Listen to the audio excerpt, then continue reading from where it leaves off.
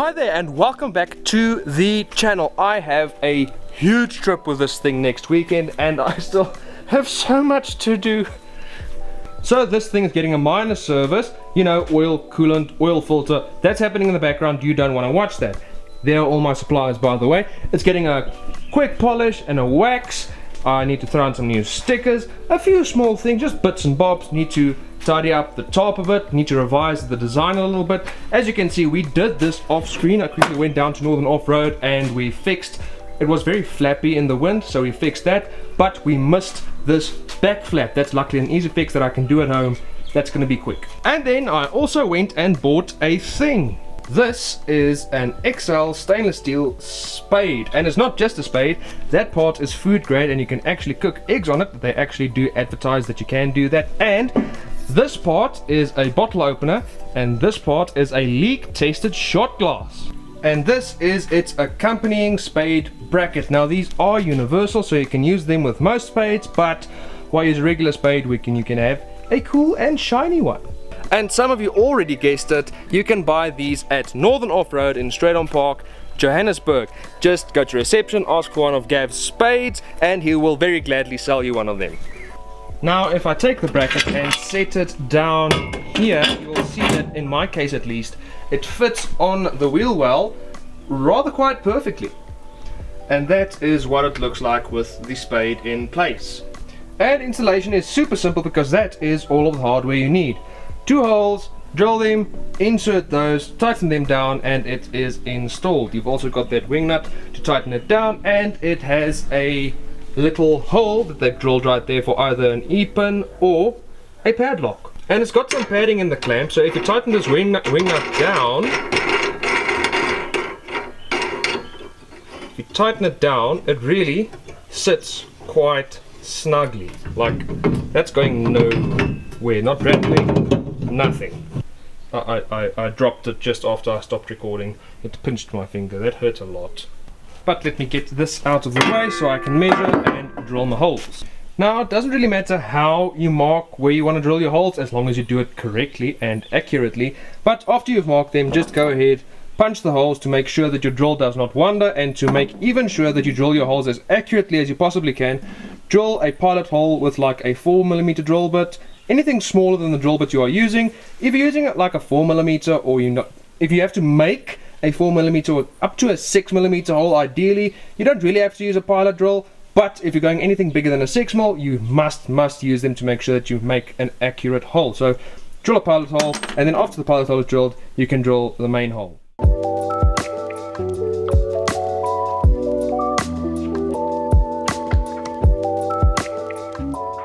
And there you go, it is on and it is going nowhere.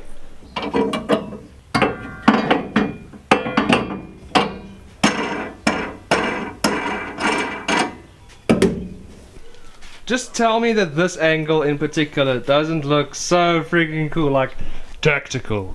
Yeah. So before I continue, I quickly finished the service on this thing. There is the old oil and oil filter. There's the old coolant, and then I also flushed out the coolant. That is the leftovers of the new coolant. And well, Bob's your uncle, all the levels are good, everything's honky-dory, and everything seems to be tight. Now, just like you should with any proper service, we're finishing off with a fresh air freshener. As you can see, my freshener of choice is the Cherry Shoe. I can just get that over there. There you go.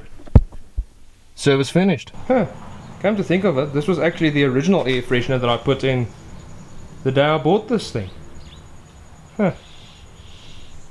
Now on to the fun part. This old girl is getting polished. Standard procedure, if there's anything that you don't want polished that is close to where you will be polishing, either remove it or tape it up. So I'll be taping that up, removing that, taping that up, and removing that. And then, well, everything else I didn't mention that fits the criteria of being near where I want to polish without me wanting to polish it. You probably can't see this on camera, which quite frankly astounds me, but this thing is scratched to shit. And yesterday I took it to a car meet, and well, I didn't really get flack for it, but it did bother me because everybody's cars were nice and shiny and polished, and well, mine looked like I had just driven it through a bush and like somebody had just assaulted it with a chain. So that's not good.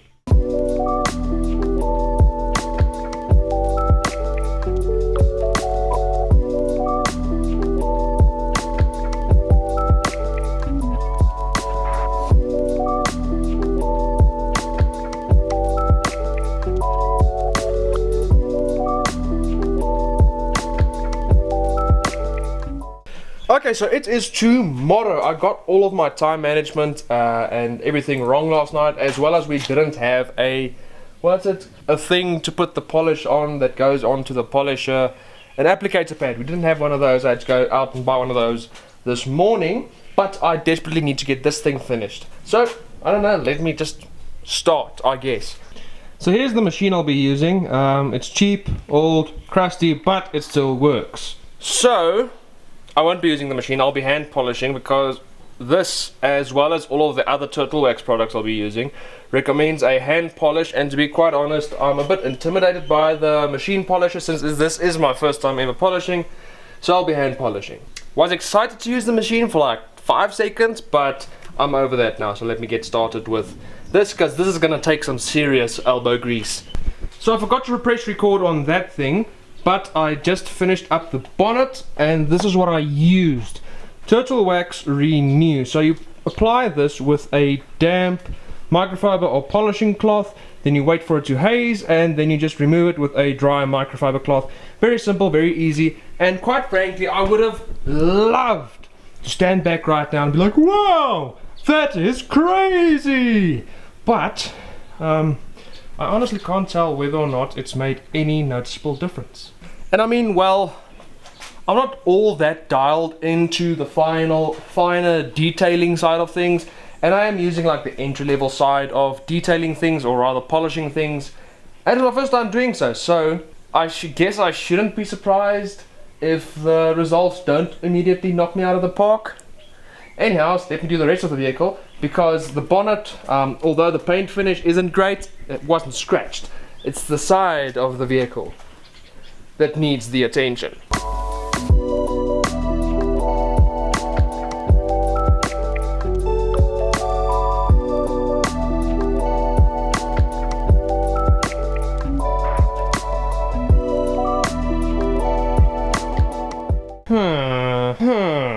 Okay, now that I've got the whole one side done, it is actually shaping up quite well.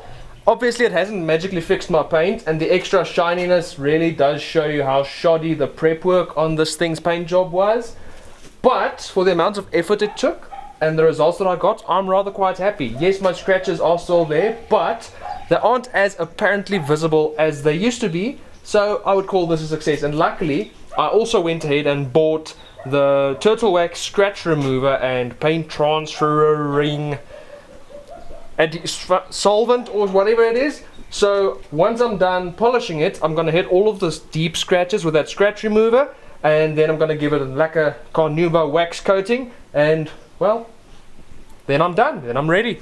Also, here is my cloth that I used. I'm switching over to a new cloth for the other side, but it doesn't look too bad. But there was really a surprising amount of dead paint on the roof, and that is where, I don't know if you can see it, there it is, that dark spot is from. So I'm glad I caught the roof as well, even though you won't be able to see it.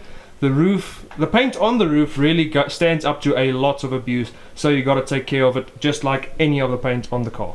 Okay, so the polish definitely worked. I really hope you can see that on camera, but I was inside taking a load of real quick before I do the other side, and I hear boom! A bird flew into the side of this thing.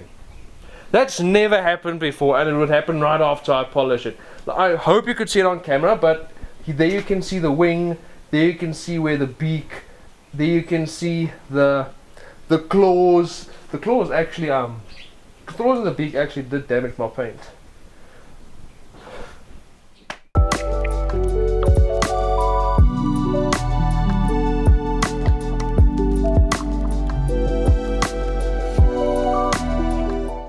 I can't begin to explain how offended I am by that bird flying into the side of that thing. Now of all times. Anyways, I'm rather excited to do this side, because this side is definitely the most scratched up. So on this side I will see the biggest difference I'm a bit stressed, however, because I'm not sure if I should use the scratch remover before or after polishing. So, since I've got to do some of the scratch removal on the other side, I'm just going to polish, sand it, and see how the finish is after polishing and after using the scratch remover, so I know if I should follow it up by polishing it after removing the scratches, i.e. then I would know whether or not to use the scratch remover or the polish first. Either way, I'll make the mistake, possibly so you guys will know not to make it. Gosh, my lens is dirty. Let me just fucking catch it. Much better.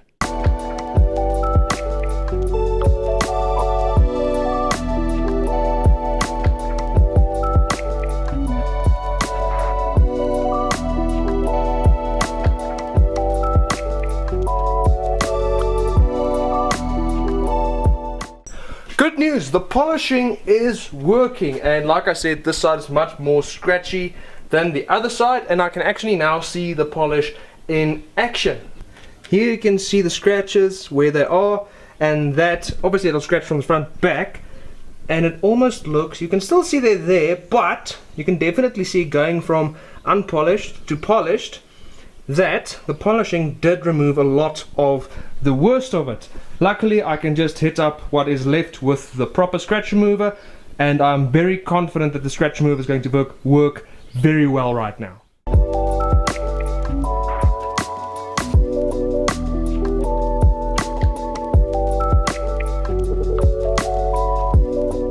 So, product review on the Turtle Wax Renew car polish.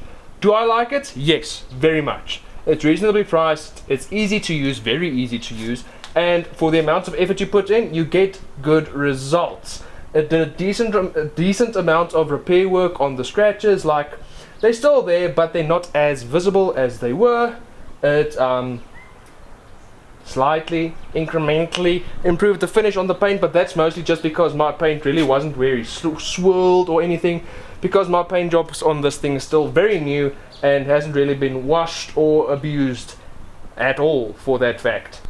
So yeah, I definitely can almost recommend this stuff, not sponsored, it's just this is the only and the first polish I've ever used, and well, it treated me nicely. Next up is the Turtle Wax Scratch, Repair and Renew with Heal and Seal technology, and since it's a heal and seal, I assume that it should be safe to use after the regular renew. And it says it works for scratches, paint transfer and swirl marks, and the directions are for use by hand at least. Dispense a small amount onto a foam applicator pad or small clean microfiber towel. Use gentle back and forth pressure for 30 seconds, reapply until desired results are achieved. Finish by wiping lightly with a microfiber towel, and then it's also got all the regular things like do not eat, do not get into your eyes, and do not rub in inconspicuous places.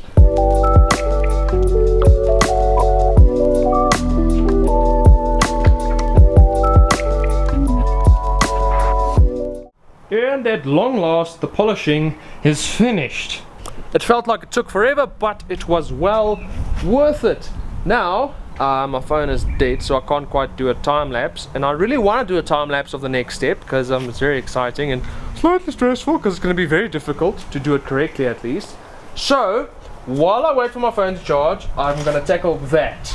Nothing really wrong with it, I just need to finish the reinstall on it because I went down to Northern Off-Road so that we could revise the design a little bit, and I need to refasten it to this little aluminium bar that keeps it in place with a strip of Velcro, and I need to add some rivets to attach that bungee strap to, and then that thing will be ready, and it should solve all of my flapping problems, because what it used to do is the air coming over the roof would create a low pressure zone and just suck the cover up and rip it off of where it was stuck onto that aluminium bar, and it would just look bad, you know. I mean, if you put all of the work into making the package look nice, you really don't want it to look like it's ripping itself apart doing a $1.20 down the highway.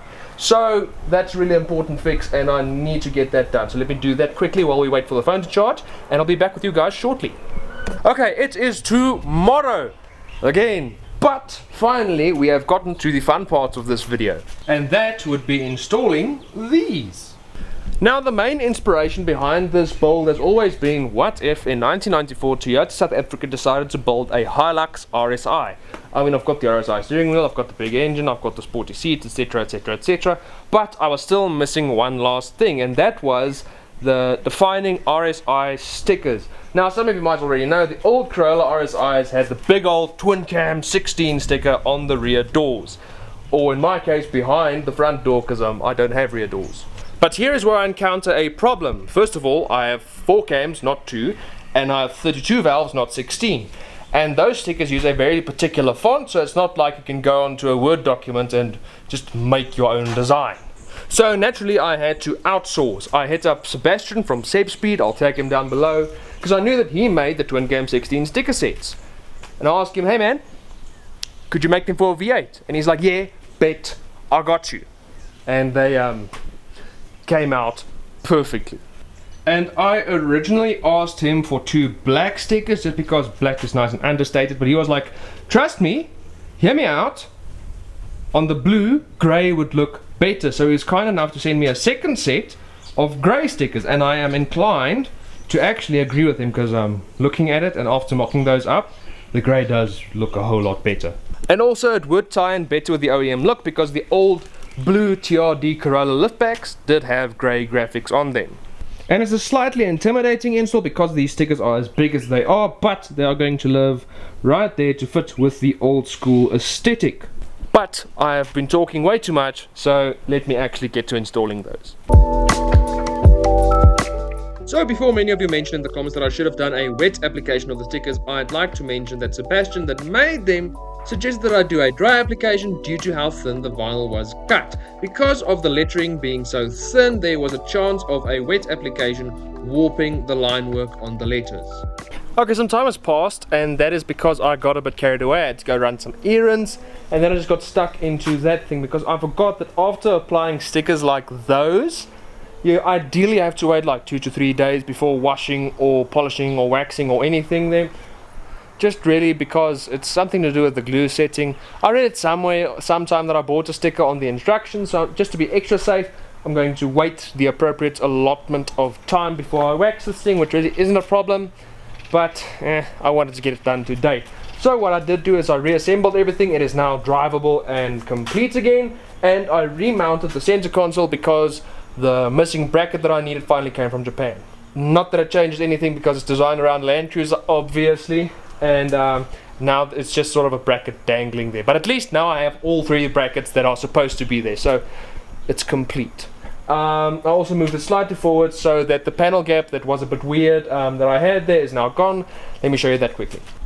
So in between there and there used to be like a, I don't know, 20mm gap, and as you can see that is reduced to like a millimeter just because I was unable to get the surface of this part clearance properly.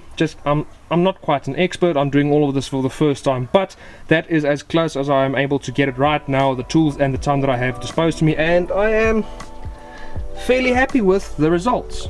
And that would mean that everything except for a fire extinguisher, all of the things on my checklist have been ticked off. I revised the cover, well, me and Gabra from Northern Off-Road revised the cover. I finally got my stainless steel spade. I quickly cleaned that off screen as well. I just gave it like a quick buff. That's mounted, that's on there. I remounted my center console, and I'm really happy with the way this thing is sitting right now. Oh yeah, also my stickers. I'm waiting for a few other stickers that I'm having made. I should have them by Friday, but yeah, those will not be on this video. They will be on either the next video or some shorts.